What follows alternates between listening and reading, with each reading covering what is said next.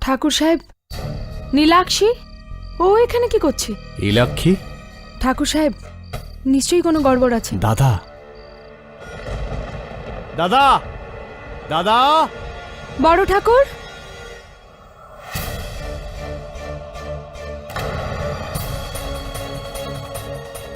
উজ্জ্বল দাদা, দাদা, দাদা।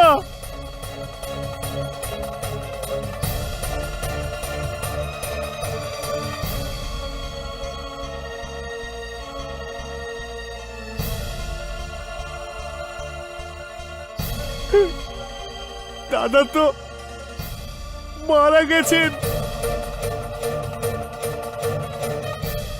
ওনার পায়ে সাপে কাটার চিহ্ন আছে। এটা নীলাক্ষীরই কাজ। তোমার সন্দেহ ঠিকই ছিল মস্তানি। ওই মেয়েটা নাগিন। বিশ্বম্বর কাকা, গ্রামের লোকেদের জড়ো করো, আমরা ওই নাগিনকে ছাড়বো না।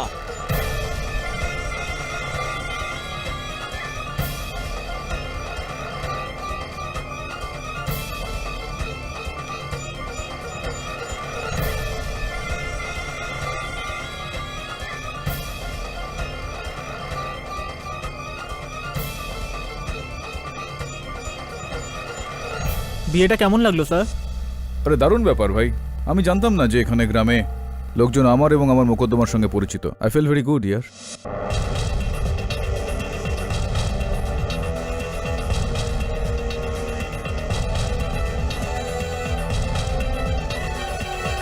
পরিচিত? স্যার পুরো জেলা আপনার ফ্যানে ভর্তি। এই জন্যই তো আমার মাসি ইনসিস্ট করেছিল যে আমার কাজিনের বিয়েতে আপনাকে আসতেই হবে। Thank you for coming sir. আরে আই এনজয়ড ইট।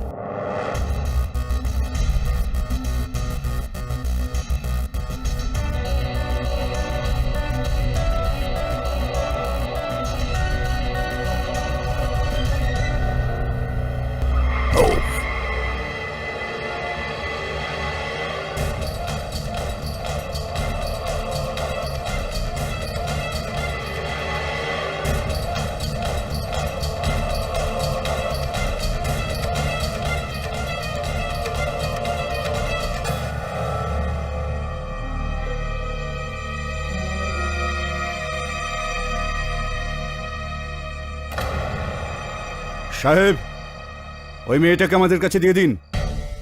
আমি গ্রামের প্রধান, আপনারা যান এখান থেকে। কেন ওর পিছনে আপনারা?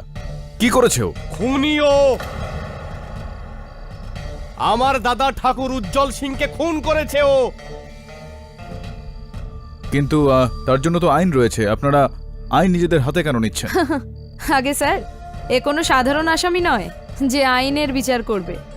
এ হলো একজন বিষকন্যা।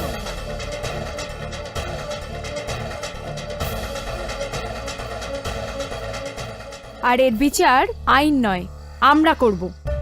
এর ২০ দাঁত ভেঙে ফেলে। হোয়াট? কি বলছেন আপনারা? এই মেয়েটি ইচ্ছাধারী নাগিন? দেরি হোক কিন্তু এসেছি। নীল এসে গেছে আইন। চল শাপিনী।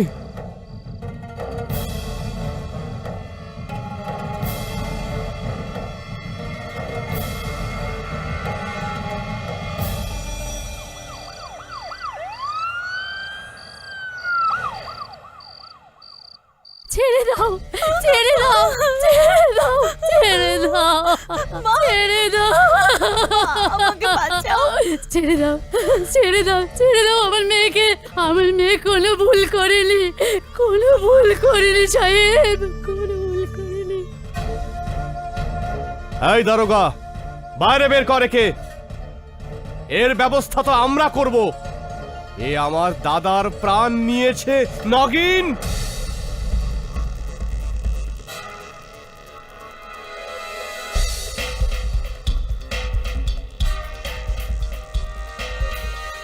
এটা কি করছেন আপনারা? কোন যুগে বসবাস করছেন আপনারা? ইচ্ছাধারী নাগিন, এইসব তো কথার কথা মাত্র, এগুলো হয় না বাস্তবে। আপনার শহরে না হতে পারে স্যার, আপনার শহরে তো লোকে ভগবানকেও মানে না, আর এসব তো অনেক দূরের কথা। দেখুন সাহেব, আপনি এখানে নতুন এসেছেন, আপনি এই মেয়েটার ব্যাপারে কিচ্ছু জানেন না। আমরা একে ছোট থেকে জানি, এর পুরো ইতিহাস আমরা জানি। তো বলতে কি চান আপনি, যে এই মেয়েটি নাগিনের রূপ নিয়ে সবাইকে ছোবল মেরে বেড়ায়? একটা ননসেন্স, আনবিলিভেবল। অন্ধবিশ্বাসেরও একটা সীমা থাকে। ও দাদা, তোমাদের সান্ত্বনা দেওয়া আমাদের কাজ না। নিজের রাস্তা দেখুন, এটা আমাদের নিজেদের ব্যাপার। চলুন যান। সাহেব, আমাদের ছেড়ে যাবেন না সাহেব। সাহেব, আপনারা চলে যাওয়ার পরে আমাদের মেরে ফেলবে সাহেব। আমার বাচ্চা।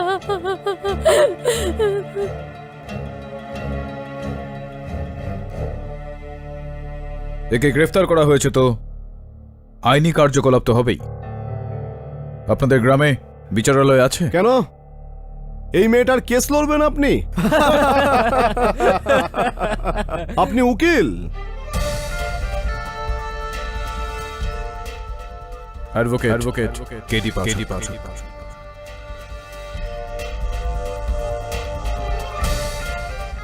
আর কেডি পাস যতক্ষণ আছে ততক্ষণ নির্দোষের শাস্তি হতে পারে না। বাকি আলাপটা আদালতেই হবে। চলো বলুন, এই কেসটার সিদ্ধান্ত জানানোর আগে পর্যন্ত আমার মক্কেলের যদি কোনো আঁচড় লাগে, তাহলে তার জন্য সম্পূর্ণ দায়ী আপনি থাকবেন, ইন্সপেক্টর রলি আরাম।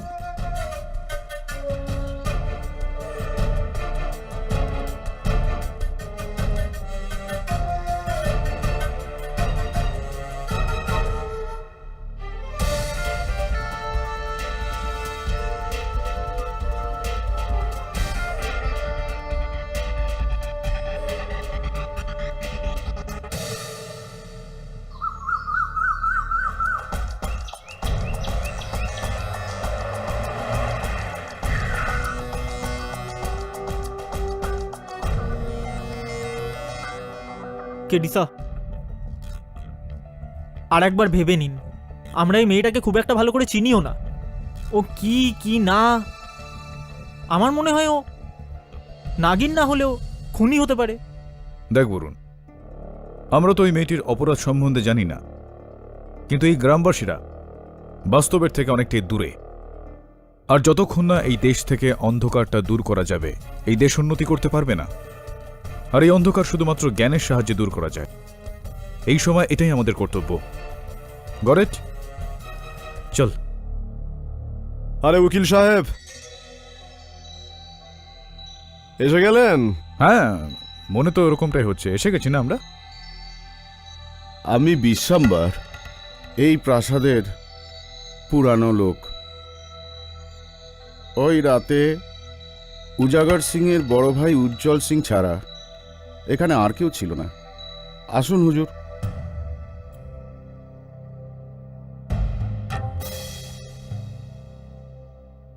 উকিল সাহেব, আমরা এখান থেকে ঠাকুর সাহেবের লাশ তুলেছিলাম। পায়ে সাপ কামড়েছিল, শরীর নীল হয়ে গিয়েছিল, বিষক্রিয়া মৃত্যু। ক্লিয়ার কেস, একদম ক্লিয়ার। হতে পারে সাপটা পিছন থেকে কোনো ঝোপঝাড় থেকে এসেছে। না না, এই প্রাসাদে সাপ থাকা অসম্ভব। আরে উকিল সাহেব, প্রাসাদ তো ছাড়ুন, এই পুরো আমরলি গ্রামে গত 150 বছর ধরে কেউ সাপ দেখেনি। রেকর্ড আছে, রেকর্ড। এখন আপনি বলুন, এর কি মানে হয়? আপনি বুদ্ধি রাখেন মনে হচ্ছে কাকা, আপনি বলুন, এটা কি ওই মেয়েটা নাগিন হতে পারে? না, ও নাগিন নয়, ও হলো বিষকন্যা। ঠিকই বলছেন কাকা।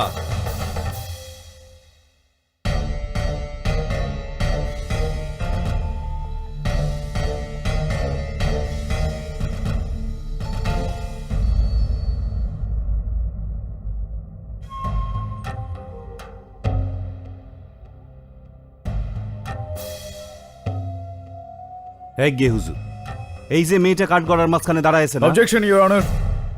ইওর অনার, এইরকম ভাবে আদালতে অভিযুক্তকে হাতকড়া পরিয়ে দাঁড় করিয়ে রাখা, বিশেষভাবে এক মহিলা অভিযুক্তকে, এটা ভারতীয় সংবিধানের যাবতীয় নিয়মের বিরুদ্ধে। বাহ, সবার সামনে এই নাগিনকে ছেড়ে দেওয়ার কথা বলছেন, যাতে আমাদের সবাইকে কামড়ায়, পুরো গ্রামকে ধ্বংস করে দিক। এটা আমরা হতে দেব না, কিছুতেই হতে দেব না। এসব বন্ধ করা দরকার, এসব হতে দেব না আমরা, কিছুতেই হতে দেব না। দেখুন পাঠক সাহেব, আপনি এই ব্যাপারে চিন্তা করবেন না। আপনি কেস শুরু করুন। চমনলাল, পাখা জোরে চালাও।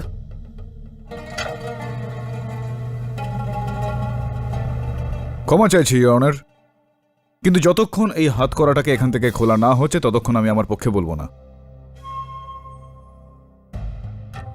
আর চিন্তার বিষয় হলো এটা ইওর অনার, যদি এই মেয়েটা সত্যিকারের নাগিন হয়ে থাকে তাহলে কি হাতকড়া পরিয়ে সাপকে আটকে রাখা যায়?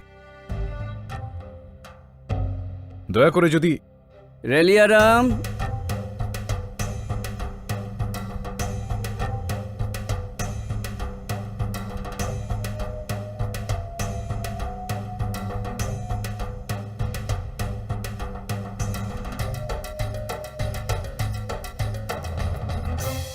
খুশির কথা উকিল বাবু, খুশির কথা।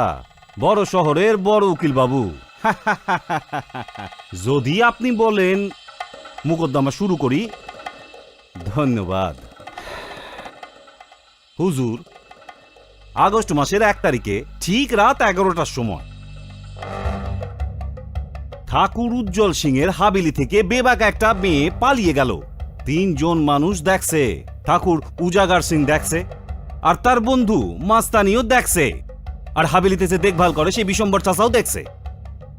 তারপর ঠাকুরের ঘরে এই 3 খান লোক ঢুইকে পড়ে, একখান অদ্ভুত লাশ দেখে ঠাকুরের। হুজুর, গ্রামের সবাই কইতাছে যে এই মেয়ে একখান নাগিন। এখন কি করে মানি কম দেখি যে এই মেয়েটা একটা নাগিন? আরে এইখানে তো সব পড়াশুনো জানা লোকজন। কি উকিল বাবু, এখন প্রসিকিউশনের এইটা দাবি যে এই মেয়েটা ঠাকুরের হাবেলিতে নিজের লগে একখান সাপ নিয়ে গেছিল, আর সেই সাপ ঘরে ছেড়েছে, আর সেই সাপ ঠাকুরকে কামড়েছে।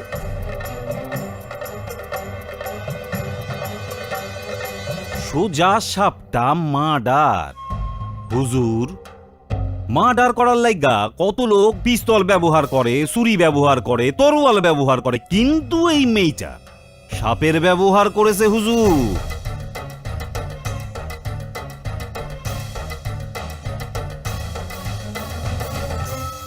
আরে স্যার, এর বাইরে থেকে সাপ আনার কি দরকার? এ তো নিজেই একটা সাপ। সাপ কোথাকার। Objection your honour.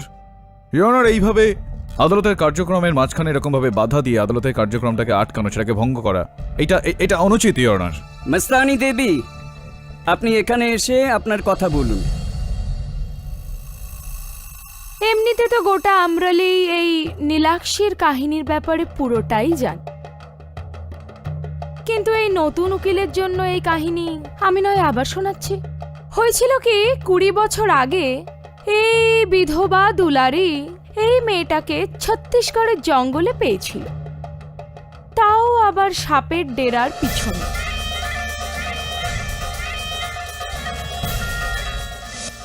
একদম সাপ পরিবেষ্টিত ছিল, আরে ওদের মাঝখানে এমন ভাবে খেলছিল যেন সাপের বন্ধু।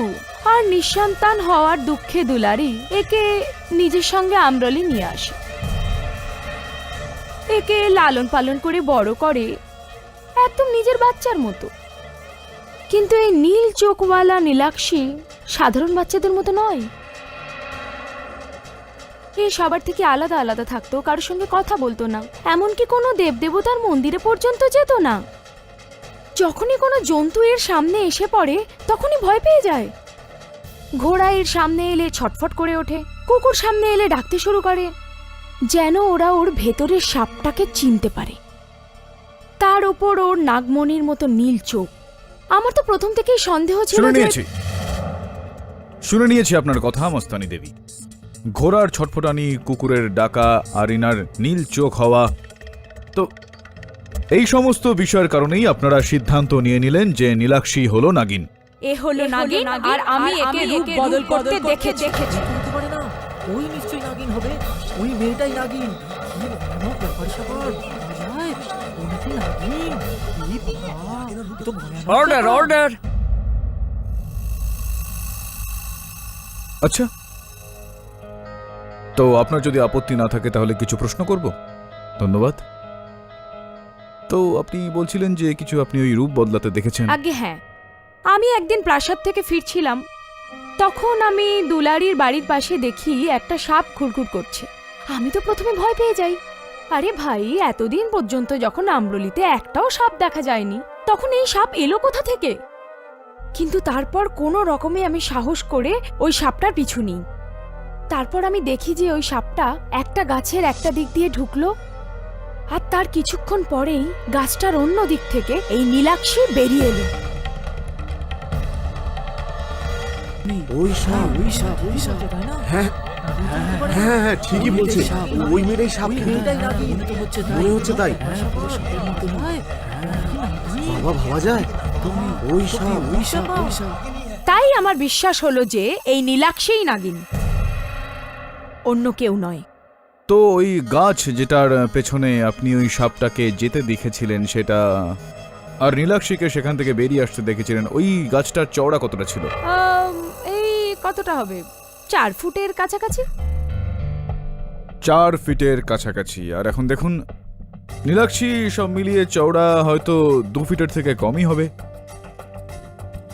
তো কি এরকমটা হতে পারে না মস্তানি দেবী, যে ওই সাপ গাছটার পাশ থেকে আগে চলে গেল আর গাছটার পিছন থেকে নীলাক্ষী বাইরে বেরিয়ে এলো, আর আপনার ভ্রম হলো যে ও সাপের রূপ বদলে মহিলার রূপ ধারণ করে এই সব।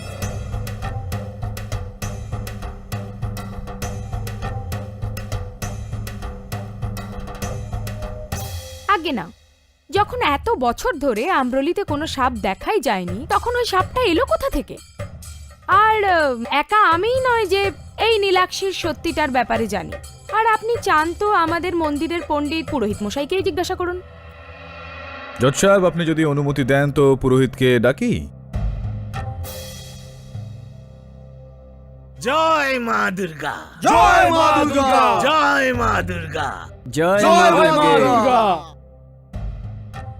যজমান, আমি হলাম সংসার এবং মায়াজাল থেকে মুক্ত এক ব্রহ্মচারী।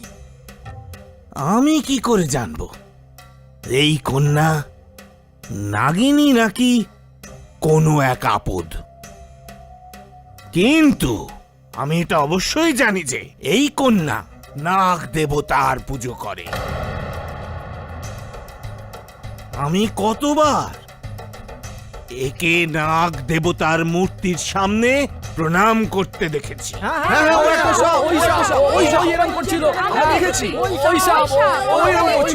ছোটবেলা থেকে সাপেদের সঙ্গে ওর কিসের সম্পর্ক? জয় মা দুর্গা। জয় মা দুর্গে। জয় মা দুর্গা। রাম রাম হুজুর। এখন আপনি তো জানেন আমি আইনের লোক, আর দ্বিতীয় আমি এই উর্দিতে। মিথ্যে বলার তো কোনো চান্সই নেই। এই যে মেয়েটা না, খুবই অদ্ভুত। এর হাবভাবও একদম সাপের মতো। একদিন আমি ভরা বর্ষায় পুকুরের পাশ দিয়ে যাচ্ছিলাম।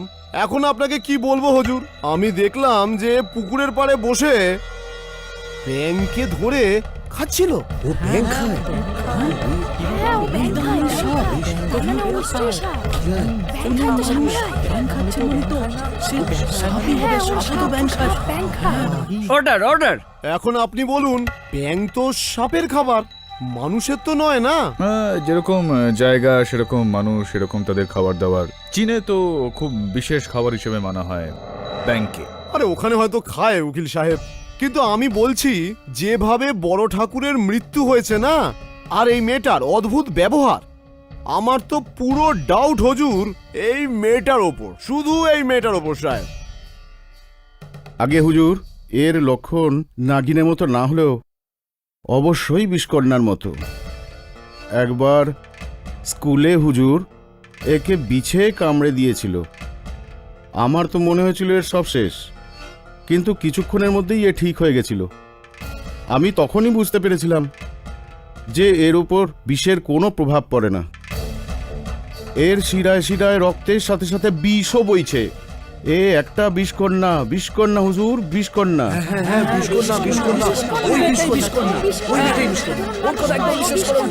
Order order. ধন্যবাদ, বসুন আপনি। ল্যারি সিং, আপনি তো হলেন গিয়ে গ্রামের প্রধান। হ্যাঁ, আপনার আওয়াজ মানেই তো গ্রামের আওয়াজ। আপনি ঠিকই বলেছেন। তাইলে আপনি একখান কথা কন তো, এই যে মেয়েটা, এটা কি বিষকন্যা নাকি নাগিন? বা শুধুমাত্র পরিস্থিতির শিকার? জজ সাহেব, নীলাক্ষীকে আমি ছোটবেলা থেকে জানি। স্বীকার করছি যে ও এক অন্যরকম মেয়ে, কিন্তু ওকে আজ পর্যন্ত কারোর কোনো ক্ষতি করতে আমি দেখিনি।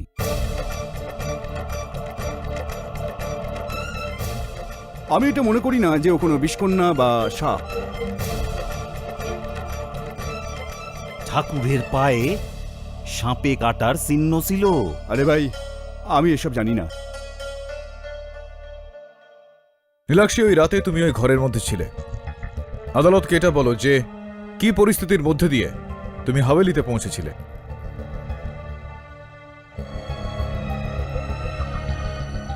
ভয় পেও না, বলো। আমার মায়ের গাঁটের ব্যথা আছে সাহেব। ঠাকুর উজাগর সিং বলেছিলেন যে শহরে ওর ওষুধ পাওয়া যায়, মায়ের ওষুধ উনি শহর থেকে নিয়ে আসবেন। আর বড় ঠাকুর ডেকেছিলেন, তাই আমি ওনার কাছে ওষুধ আনতে গিয়েছিলাম।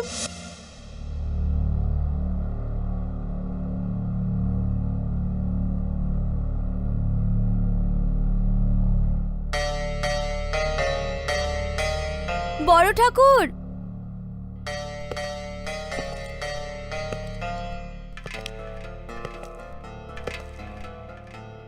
আয় নীলু, উপরে আয়। ঘাবড়াস না, এই প্রাসাদে কেউ নেই। না বড় ঠাকুর, ওই মায়ের ওষুধ নিতে এসেছি আমি।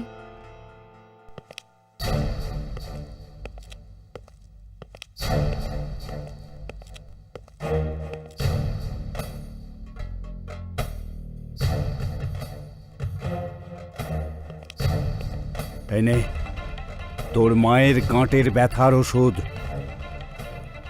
আর শোন, 1 মাসের মধ্যে ব্যথাটা ছুমন্তর। বড় ঠাকুর ধন্যবাদ। আগে এর পয়সা? পয়সা তোর কাছে কে চেয়েছে? চেয়েছে কি? এটা তোর মায়ের জন্য উপহার। আর শোন, আমি তোর জন্য একটা উপহার এনেছি। দে, ওটা দে।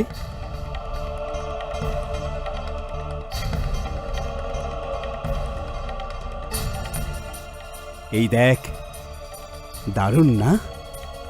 তোর নীল চোখের সাথে দারুণ মিলে যাচ্ছে। আয়, পরিয়ে দি তোকে।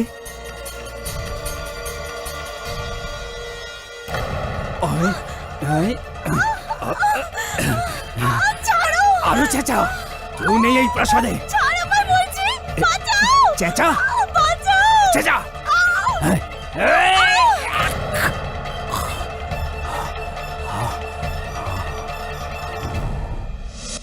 তারপর যখন আমার জ্ঞান ফিরল, আমি দেখলাম তখন ওখানে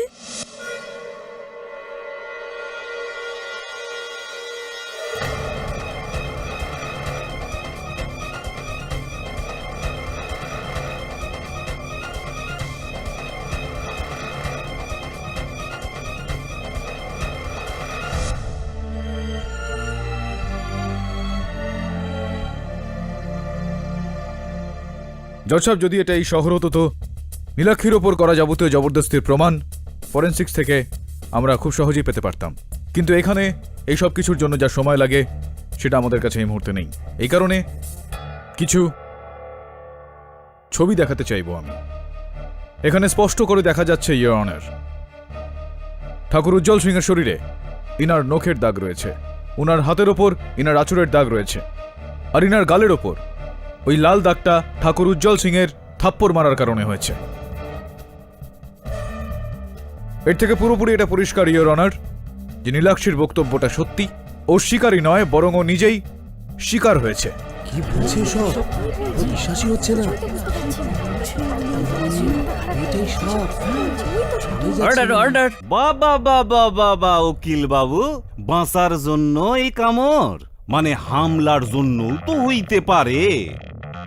এই মেয়েটা ওই রাতে ঠাকুরের ঘরে গেছিল আর তার উপর হামলা করছিল। প্রসিকিউটর সাহেব, আমি আপনাকে স্মরণ করিয়ে দিই যে ঠাকুরের মৃত্যুটা ওই মহিলার আঁচড়ের কারণে হয়নি, সাপে কাটার কারণে হয়েছে। আরে বাবা, সাপ তো এই মেয়েটাই সাথে করে আনছিল। এইটার কোনো প্রমাণ হইব আপনার কাছে?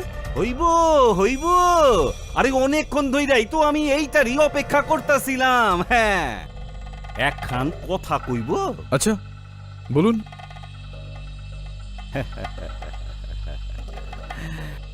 হুজুর, আজ সকালে ইন্সপেক্টর আলিয়ারাম মীনাক্ষীর ঘরের উঠোন থেকে একখান সাপের খোলস পায়। এক্ষুনি দেখাচ্ছি। এইখান আসল আসল, এইখান আসল, এইখান আসল উকিল বাবু। এই ঝাঁপিখানাও সেইখান থেকেই পাওয়া গেছে যেটাতে সাপ রাখা হয়। আর এর গন্ধ, হুজুর হুজুর, উকিল বাবু একটু শুকুন। আরে শুকুন না, বন্ধ কর।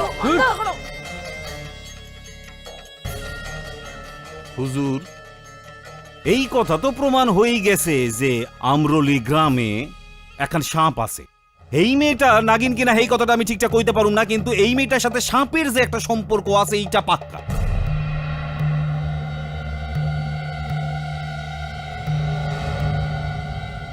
কইয়ে ফেলো সবার সামনে। এইটাই ভালো হইব যে নিজের দোষ কবুল করো। আমি কিচ্ছু জানি না। এই সাপের ঝাঁপি আর সাপের খোলস আমাদের ঘরে কোথা থেকে এলো?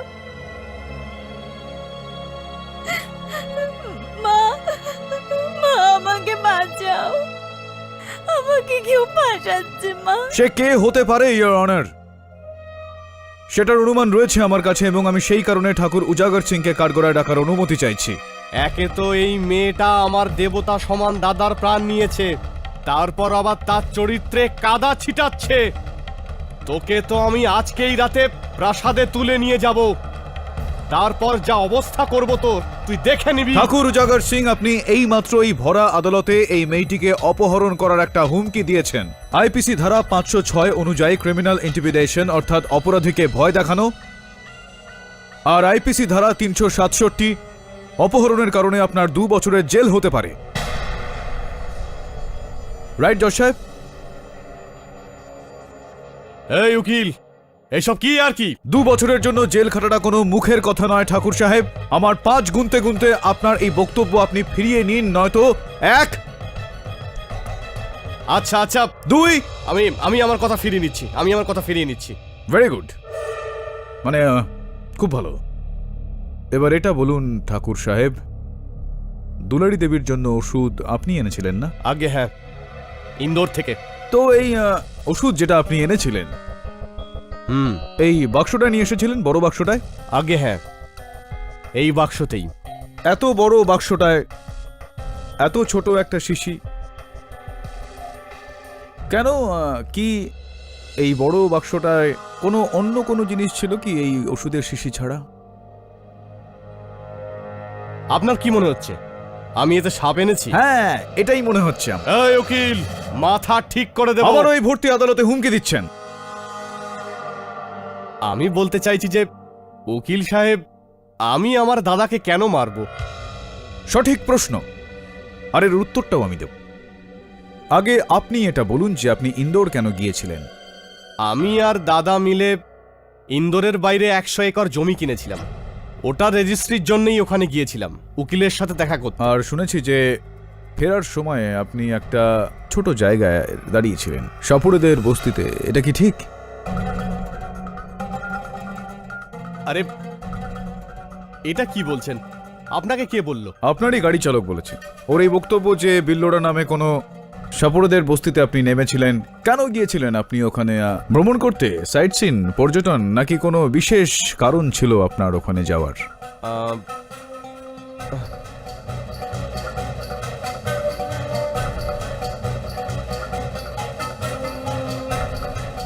ভাবুন ভাবুন।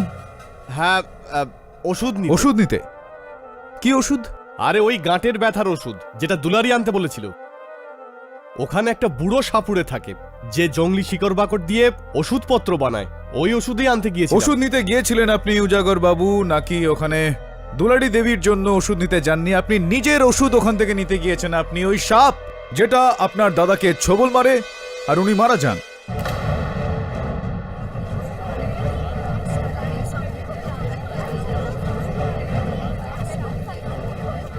শান্ত হন। হুজুর, ভাই ভাইয়ের খুন কেন করব? সম্পত্তি বিষয় আশয় জজ সাহেব, ওই 100 একরের জমি দুই ভাই মিলে কিনেছিলেন, কিন্তু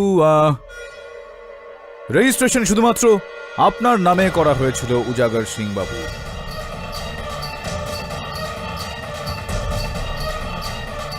কি কারণ এটা? এটা এটা আপনি কোথা থেকে পেলেন? আপনারই উকিলের কাছ থেকে।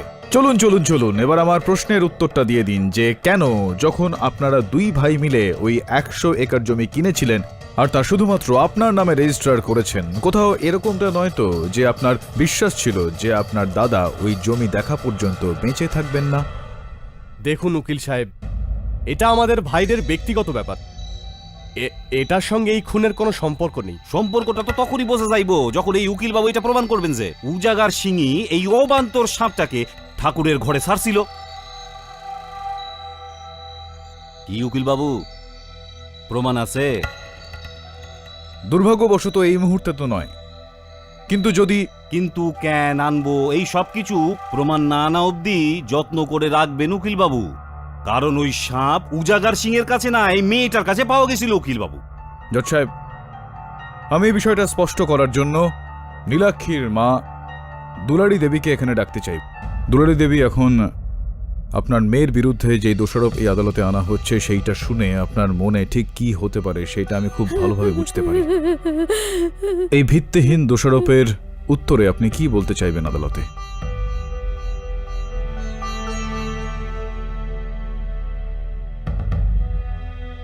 কিছু তো বলুন দুলারি দেবী। এই আদালতে কেউ কেউ আপনার কন্যাকে বলেছে নাগিন, কেউ কেউ বলছে বিষকন্যা। আপনার মেয়ের এই সময় আপনার সত্যি বলাটা একজন মায়ের সত্যি কথাটার খুব দরকার। কিছু বলুন আপনি। আমাকে আমাকে ক্ষমা করে দে মা, আমাকে ক্ষমা করে দে। আমি আর তোর সত্যিটা লুকিয়ে রাখতে পারছি না রে মা।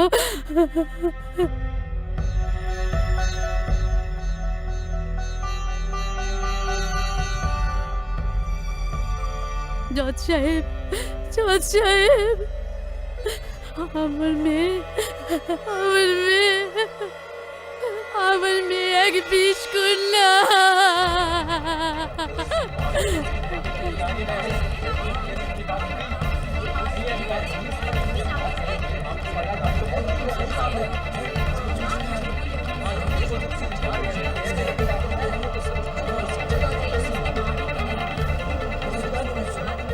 কি বলতেছে? কি ওর মা উকিল বাবু?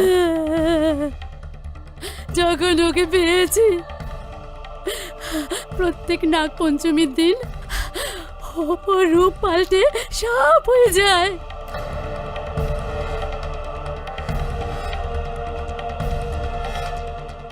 আর কিছু ঘন্টা বাদে ওর মানুষের রূপে ফিরে আসে। আমি যখন প্রথম এসব দেখি যে ও কারুর কোনো ক্ষতি করে না, তখন আমি এই গোপনীয়তাকে গোপনে রেখেছিলাম জজ সাহেব। মা, কেন বলছো তুমি এমন? কেন মা? আরে চুপচাপ দাঁড়িয়ে কি দেখছো? মারো ওকে পাথর দিয়ে।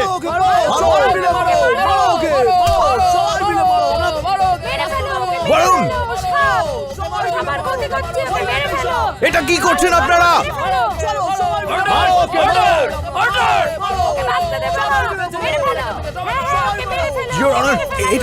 এটা কি হচ্ছে জজ সাহেব? একটু দেখুন এটা। আরে কেউ থামাও! এই মামলাটা আপনাকে এখানেই স্থগিত করতে হবে, না হলে এরা ওর প্রাণ নিয়ে নেবে। আরে কেউ থামাও! রালিয়ারাম, আটকাও এদের। Yes sir. এই বসো ওখানে। এই আদালত আগামী সোমবার পর্যন্ত মুলতবি করা হলো। আপনারা সবাই যেতে পারেন। এই চলো চলো চলো হ্যাঁ হ্যাঁ চলো চলো চলো চলো চলো চলে যাই চলো চলো চলো অনেক হয়ে গেছে চলো চলো বেরোনো যাক চলো চলো চলো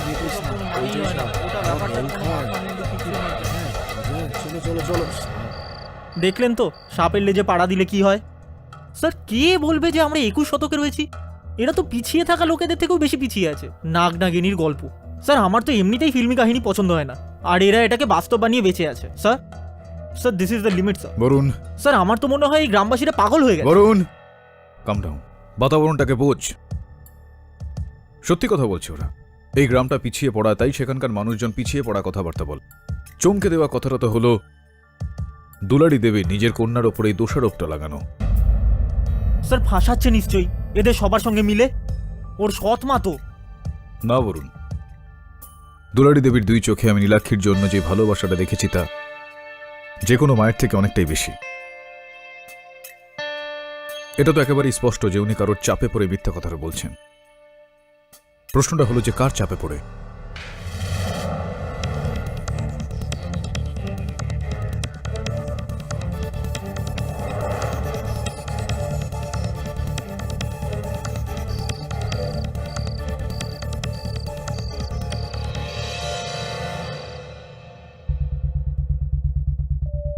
স্যার বাইরে কেউ নেই।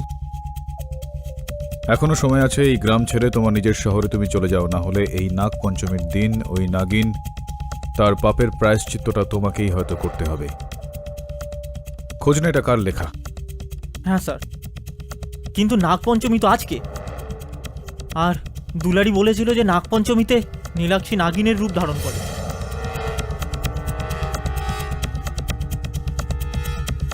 আজ নাগ পঞ্চমীর দিনে তোকে খাবার নয়, দুধ খাওয়ানো উচিত।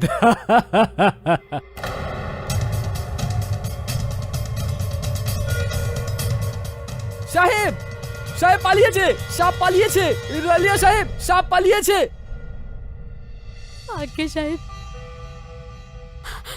আমি আদালতে মিথ্যে বলেছি যে নীলু একজন বিষ কন্যা।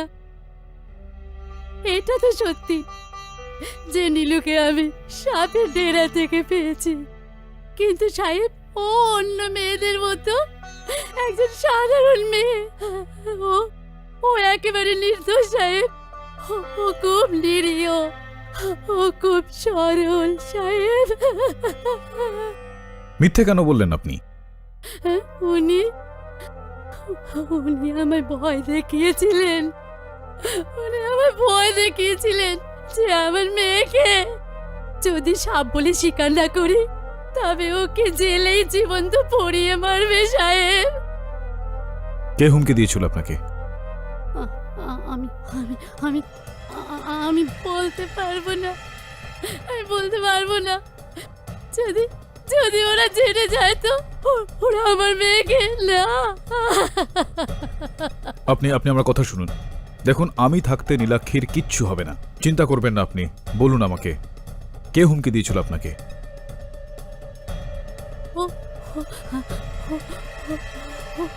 ও জাগর সিং।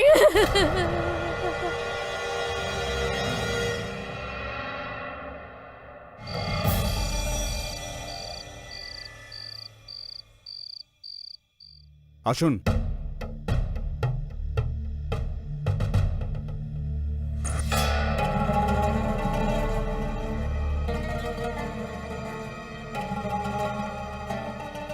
বলুন, এটা নীলাক্ষীর পায়েল মনে হচ্ছে। নীলাক্ষী তো জেলে স্যার। তো তাহলে রাখ এটাকে। ঠাকুর সাহেব,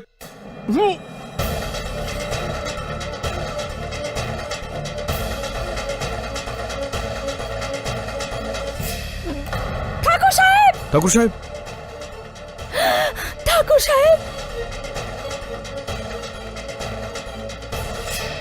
ও মাই গড, সাপে কামড়েছে।